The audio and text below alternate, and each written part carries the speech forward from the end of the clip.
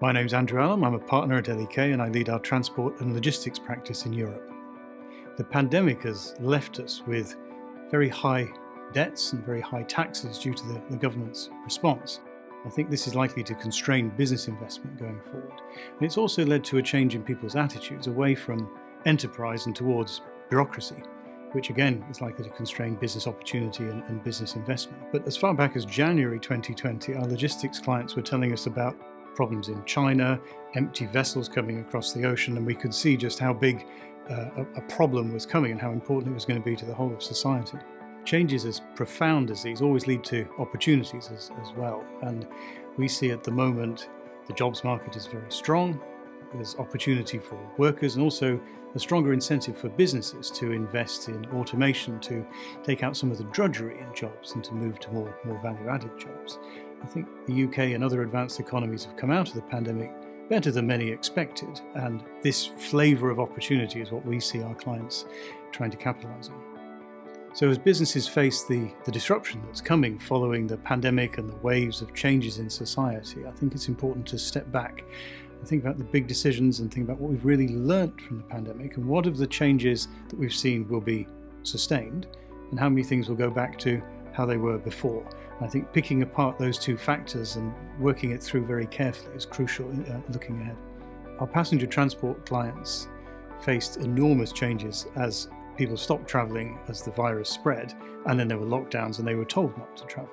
And because in this country most public transport operators take revenue risk, they were no longer viable. They couldn't afford to run buses or trains, and then some of them were stopped.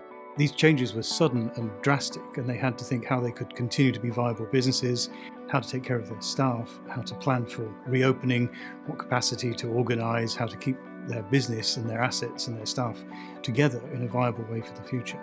So the biggest challenge in transport is how to rebuild patronage to get people back onto the buses and trains, and that makes it viable. And at the moment, with so few passengers, the revenues are down. And then you have a question of what system you organise to balance. What should the timetable be? How much capacity should there be? And that leads to then a lot of taxpayer subsidy. And we have to remember, even before the pandemic, that buses and trains were heavily subsidised. It could be even bigger now.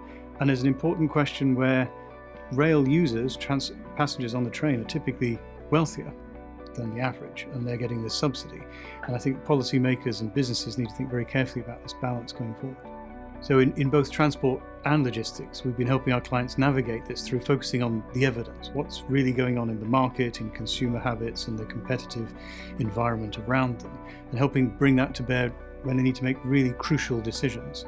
I think all decisions in the end are emotional, what feels like the right thing to do, and you have to believe your advisor is on your side, and also you need to be fully informed in terms of the evidence and the analysis that's relevant to make the best informed and the best decisions for your business. Because I think as we put the pandemic or the worst of it behind us, there are lots of lessons we've learned from new habits and new technologies, new things we've had to do that we can use to our advantage in society and in business in the future. The one piece of advice I would always give is to remember the two brains from the famous book Thinking Fast and Slow, and to always step back and use the slow brain that depends on analysis and careful thought when there are really crucial decisions to make.